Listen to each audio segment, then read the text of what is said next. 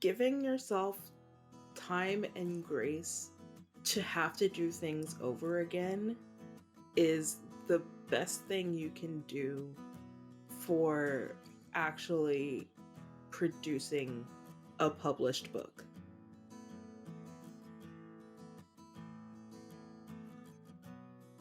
Welcome to Queries, Qualms, and Quirks, the weekly podcast that asks published authors to share their successful query letter and discuss their journey from first spark to day of publication. I am your host, author Sarah Nicolas, literary agent Sarah M. Fisk. Jessica Pryde is a contributing editor for Book Riot and co-host of the Win in Romance podcast. Her book, Black Love Matters, Real Talk on Romance, Being Seen, and Happily Ever Afters, is a collection of essays about the consumption of romantic media and the Black experience. So please welcome Jessica to the show. Hello. Hello. Hi, I'm so happy we're going to talk today about your journey to publication because it's a little bit, I think, non-standard. And so I'm really excited to hear your story. But we're going to start kind of all the way back at the beginning. When did you first start getting interested in writing? And then how long did it take before you started getting serious about pursuing publication? Oh gosh, I've been writing for myself forever. I mean, I wrote fan fiction before I knew the word existed. Like I remember writing this awful story that was like fix it fic for Romeo and Juliet, like the Romeo and Juliet movie, like when it came out. Like so it's been a long time, and I've been writing little things for myself for quite some time. And then I started, posting things online, and I actually started writing like nonfiction stuff during and after college. Like I was a humanities student, so I wrote a lot of very academic stuff. But then when I after I got out of library school, I started writing like book reviews and things like that for library organizations. And then that sort of randomly led me into Book Riot, where I started, you know, making more assertive essay type arguments and just sort of honing my craft of writing nonfiction, and while still working on stuff for myself. Like I have the beginning of probably 20 or 30 novels, like the first 2 or 3 chapters written out. I've finished a couple, but I haven't like published them yet, but they still need a lot of work. But yeah, so I've been writing forever, and I've sort of jumped around in types and styles. I've always felt the need to produce the written word. Can you tell me more about the moment that you realized that you wanted to be specifically a published author, that you wanted to see your book on bookshelves, and what you thought that might look like for you? I first saw that for myself when I started trying to write fiction that wasn't based on something else. I like I said, I've always written sort of fan stories for myself and for the internet, and I had this idea and started working on it and building it out, and was just sort of like, this could be a real thing. Like this could be something that other people want to consume and not just me. And I sort of dabbled in it for a little bit, and then it was actually just a few years ago, I was hanging out at our local book festival with a good friend who's also a writer, and she was working that day as an author escort, and we were talking to the author that she was escorting. It was DJ Older, Daniel Jose Older, and they had known each other for a while, and he asked me, so it's like, so are you a writer? And I was like, well, I try. And he's like, no, if you write, then you write. And he actually challenged both of us to set a goal, and I think it was like whoever finishes their book first gets to treat the other one to a vacation or something like that. I can't remember what it was, but it was like, okay, so now I have someone outside of myself who is relying on me to get this work done. And neither of us actually reached that goal in the time that we set, but it set us on the path of getting together on a regular basis to write together, to produce something complete. And that was really the first time I thought, oh, I could actually like finish this and maybe it can be a real book. And ever since then, I haven't been thinking of the published word as something different from what I do myself. Mm, that is such a great story. And I love Daniel. I'm like one of his biggest fans. So, He's so great. yeah. So, how did you learn more about the publishing industry, like how it works, how to query, how to find agents, all those different things? I learned a lot on Twitter because that's where people talk about things. And I follow a lot of people who have some connection to publishing, day job editors, people are who have a day job and are also editors, people who work in marketing, agents, writers. Like sometimes there have been just random statements of fact that have shown up on Twitter just as like a one-off side hand statement that opened my eyes to something. So that's probably how I learned the most in the early days before I actually connected with someone in publishing. Mm. And then what happened? Can you break down for us your journey from then to signing your first book contract? The books that I was working on with my friend did end up something that I wanted to at least share. And I participated in a couple like Karina pitches. Actually got a request for a full manuscript for one of them. So I went and I had done like maybe 4 chapters of that. So I went and wrote that whole thing and sent it off and got this is a good start but not right now kind of response. And I had just come up with the concept for Black Love Matters, which at that point did not have that title. It was just kind of like this nebulous thing. So I cannot work on one single project at once. It's like my brain doesn't work that way. So I had been working on that, but also thinking about this particular book because I had been reading Well Read Black Girl and really connected with it a lot, but didn't see people like me, romance readers, in it. Mm. So I was talking at one of my writing dates with my friend and talking about how, like, I had sort of written a short version of not a proposal, but like a concept for a book like that. And she was like, you might have something here. Like, is there anybody you can ask? Like, anybody? And I was like, I don't really know. But I knew that I followed Tara Gelsanimo, who runs One Track Literary, who she's now an agent, but she used to be an editor for a romance imprint. So she kind of had the idea, the knowledge of both editing and getting books sold. So I was sitting there kind of like, do I do it? Do I not? I have other things to work on.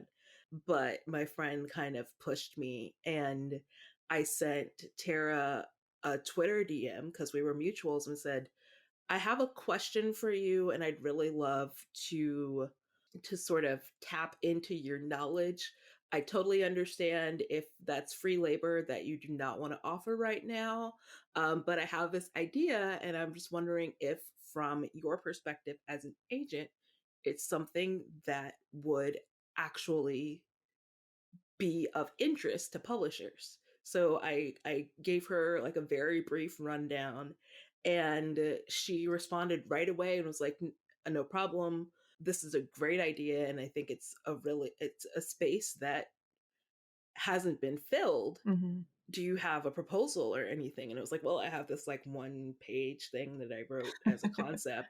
And she was like, let me get you some resources to write a nonfiction proposal and then get back to me. Mm. So I went through all of the, she gave me a few links that had like examples and sort of the breakdown of what's expected in a nonfiction proposal and a couple of other resources. And I just sort of got to work and we sent it back and forth a few times. And eventually she was like, this is really great. And I would love to help you get this published. And that's how I That's how ended you up got your with an agent. agent. Nice. She was like, let's get on a call. It's like, here's the contract. It was like, oh, okay, I have an agent now. So it was very different from how a lot of people go about signing. Yeah. Mm-hmm. Yeah, we did promise you an unconventional querying story here. Yeah. Please don't go, DMing every agent trying to get them to sign. There's just like sometimes it happens this way, but don't like I lucked into it. It wasn't like a strategy. Yeah. All right. So then what happened at that point? So I like I said, I worked on the proposal. We did a few back and forths. I ended up finishing it up, including a full introduction and a bunch of like read alikes and all of these other elements that go into a nonfiction proposal at my last writer's retreat before all of this stuff happened. Then she took it away from there, and she sort of gave me a rundown of who she thought might be interested as romance imprints, since those were kind of the primary reader of what we had in mind. Mm-hmm. So we talked to a few different romance publishers. She got back to me with a few responses. We had a few phone calls, and the sort of the not just the goal but the scope of the project changed a little bit. So I built the proposal out a little more, ended up writing a sample chapter that did not end up in the book because it was definitely not as good as some of the essays that we ended up with, and talked to a few people. I did kind of the same thing as far as reaching out to people I wanted to contribute or at least name as contributors, because I didn't have to have a firm list but a potential list. So some people I sent very formal emails to their agents. Some people I reached out to in Twitter DMs and was like, "Can I send you an email?" Some people I had to fill out, contact me forms on their websites.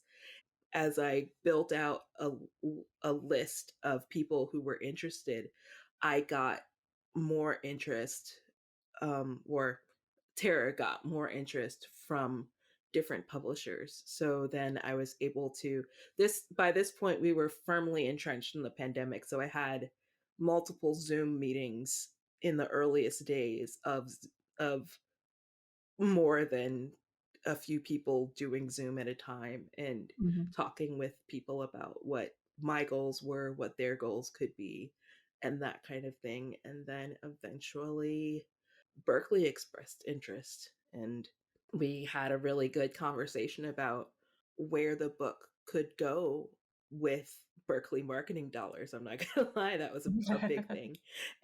And we went from there. I love it. My agent brain is kind of working because it's like it's a nonfiction book, but the obvious choice is romance publishers who don't typically publish nonfiction, Mm-hmm. but that's the audience. It's the exact same audience.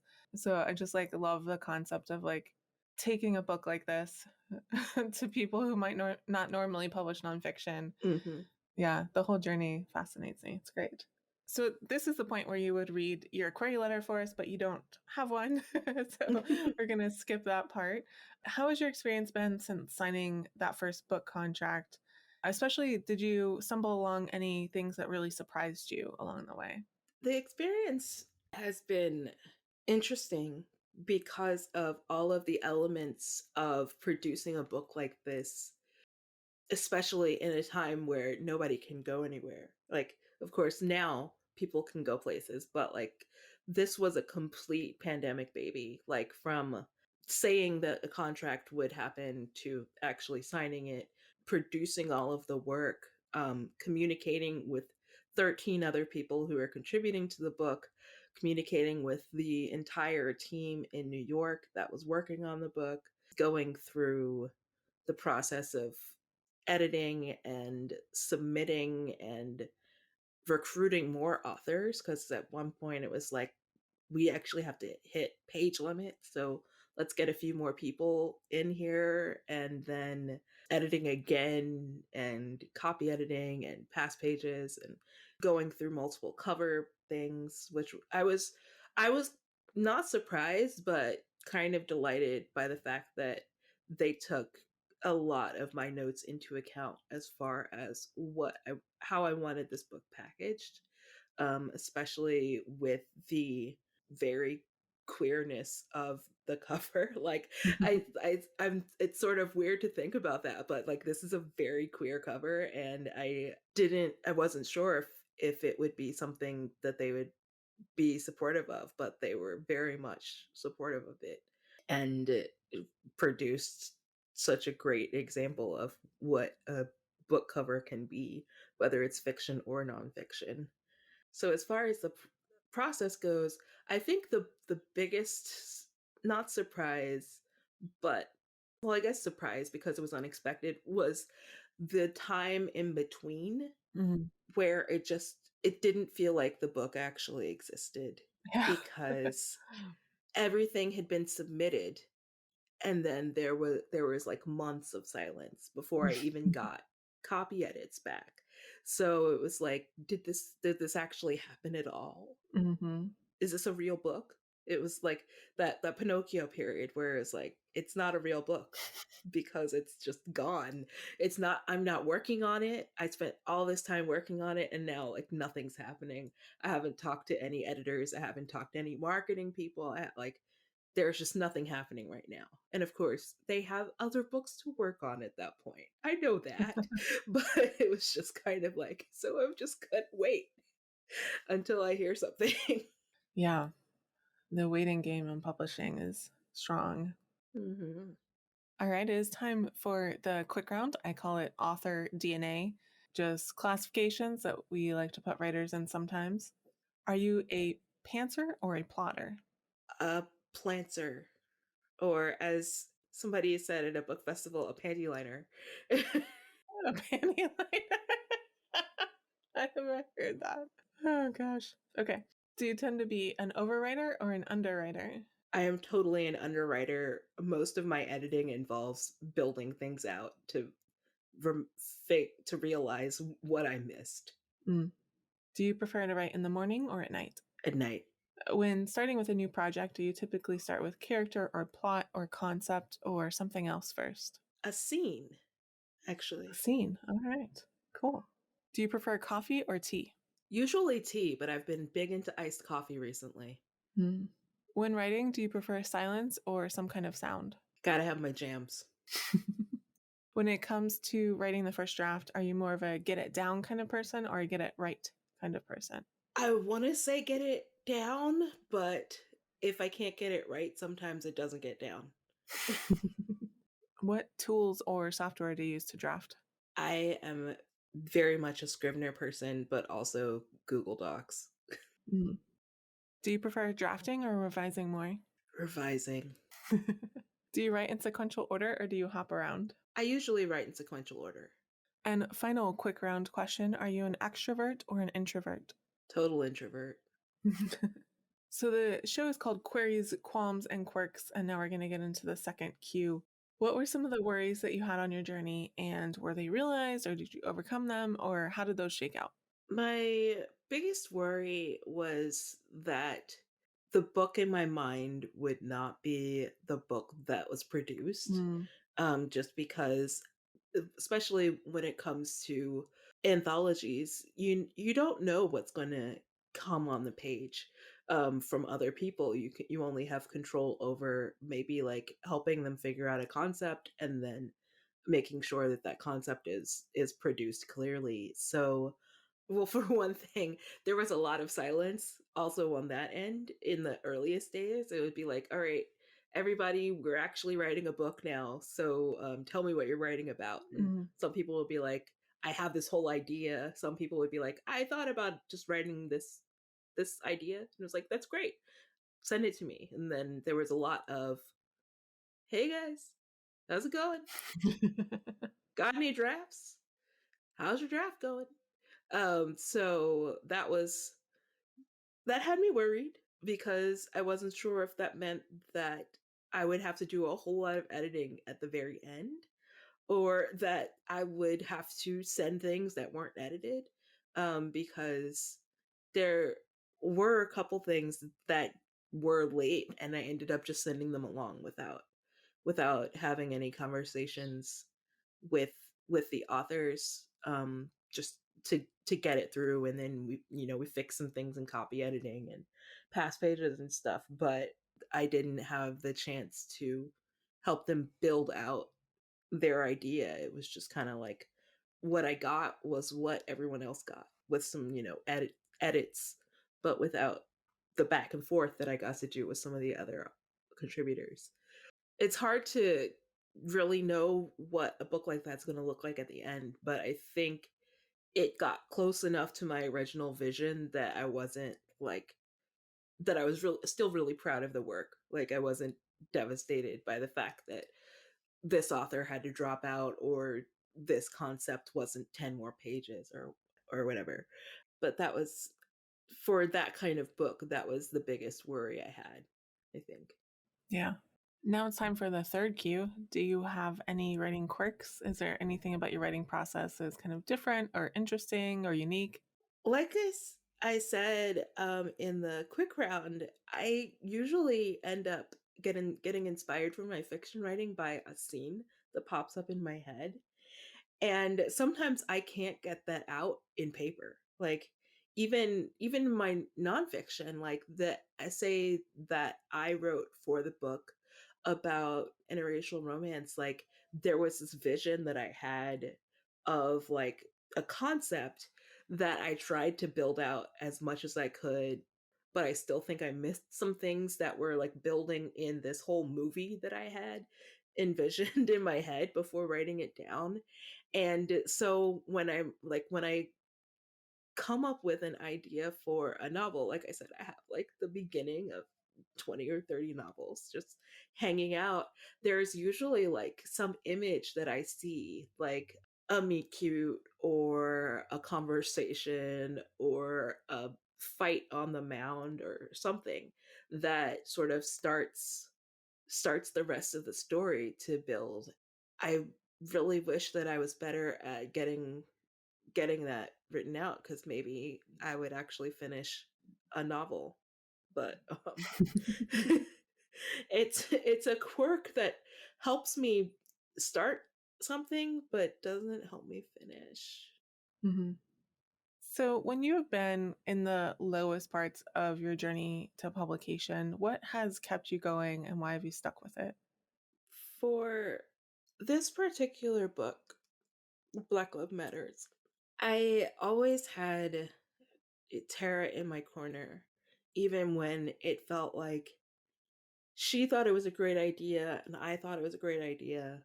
And the people that I had reached out to who were interested in being a part of it thought it was a necessary idea. But it seemed like publishers weren't thinking it was a great idea. Mm. But I had all of these people behind me and working for and with me to really help people see how good of an idea it was. Like I've been trying to do better at tooting my own horn. It was a great idea. um, so there was a lot of time that I don't think I talked about this book online like at all while I was trying to get it published. Mm. But I still have a community who was sort of encouraging everyone with everything, keep doing the work. And eventually you'll be rewarded. And I just like having that whole community of people who were in my corner and who were just sending things out into the void really kept me positive about eventually getting the thing published. Yeah, it's always great to have people in your corner. Mm-hmm. Do you feel like you made any mistakes on the way, either with this book or any other book, that you might want to warn listeners about so they don't make the same ones? One of the mistakes that you can definitely make is having too big or too small of an audience in mind. Mm-hmm. And with this book in particular, there were some people who were like, well, who is this for? And I think I actually went too broad and said, everyone who's going to read it. And yes, that is true. This book is for everyone. I think everyone can get something out of it. But I didn't work hard enough to get the focus in the book that I actually initially planned to. And that's just in a planning thing that doesn't really work as well for like a fiction author because you have your story and you have it ready to go. For the other stuff that I would love to have published one day, I think my biggest mistake has always been stopping. And that's just a thing where I overwhelm myself with things that I want to do. I have my day job, I have my other work, I have other projects that I want to do, and I don't know how to say no. So I don't actually give myself time to produce the work that I want to write. Mm. So I end up setting things on the back burner and then just sort of never coming back to them. And I think that is something that I am going to try to do better with in the future. Just sort of like making things actually give so that I can give more of myself to the books that I want to write Mm. instead of just publishing Black Love Matters and being like, peace publishing, I'm done. I'll just keep buying books from you now on, from now on. So, About the first one, I remember going to this writing retreat. It was really weird how I ended up there. I don't know.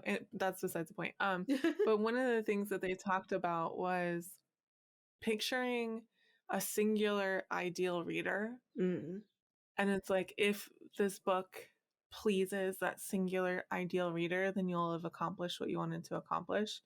And if other people like it too, that's great. Sometimes whenever I get stuck trying to appeal to too many audiences, I think back on that and it really helps me kind of focus. mm, that is great advice. Yeah, I liked it. Can you share with listeners one of the most important lessons that you have learned on your journey to publication? Giving yourself time and grace to have to do things over again is the best thing you can do for actually producing a published book. Running with an idea that might be completely out of nowhere, but that you have very strong convictions about might take you to a place you never thought you'd end up. Yeah, awesome. All right. I call this the acknowledgments portion of the podcast. This is not a business that most of us succeed in completely on our own. So, I know you've mentioned several along the way, but who are some of the people or even organizations who have helped you along the way and how? Well, my friend Sarah Hannah Gomez, I should mention her. Hannah is one of my best friends, and she is the one who pushed me to send that initial message. And she is the first person I asked to contribute to the book because she was right there when I was writing the proposal. She's basically the sole person who has kept me writing for the past several years. Hmm. and Book Riot is huge. And not even the publication of Book Riot, but the community of Book Riot, where there's a lot that happens behind the scenes, and having the support of that group of people and being able to support them when they have big projects that they're working on separate from the website has been really immeasurable in keeping me going, because that's where I go to when I have something that I just need to talk about right away, or a question or some encouragement. And that's been really, really helpful. Awesome. All right. So we have been talking about Black Love Matters for most of the podcast. Hmm. Can you tell us what the book is about for readers who might be interested in checking it out? Absolutely. So, Black Love Matters is a collection of essays written by authors, readers, and people who do a little bit of both about their experience with romance novels or romantic fiction, or kind of a greater concept of Black love, the experience of having a romantic connection between multiple Black people. And each person brings their point of view, not just about how they've seen it or produced it, but what's missing and how we can fill that gap. Jessica, thank you so much for coming on the show today and sharing your story with everyone. Thank you so much for having me. This was a great conversation. Yeah. Thank you so much for listening to this episode of Queries, Qualms, and Quirks. You can find out more about Jessica and her book in the show notes. If you enjoyed the show, I'd appreciate if you'd help me find new listeners by leaving a review on Apple Podcasts or Podchaser, telling your friends, or sharing this episode on social media. If you're interested in supporting the show, go to patreon.com/pubtalklive. And if you're a published author interested in being a guest on the show, please click on the home base link in the description, or go to sarahnicolas.com and click on the podcast logo in the sidebar. That's Sarah with an H and Nicolas with no H. Thank you so much for listening, and we'll see you next time.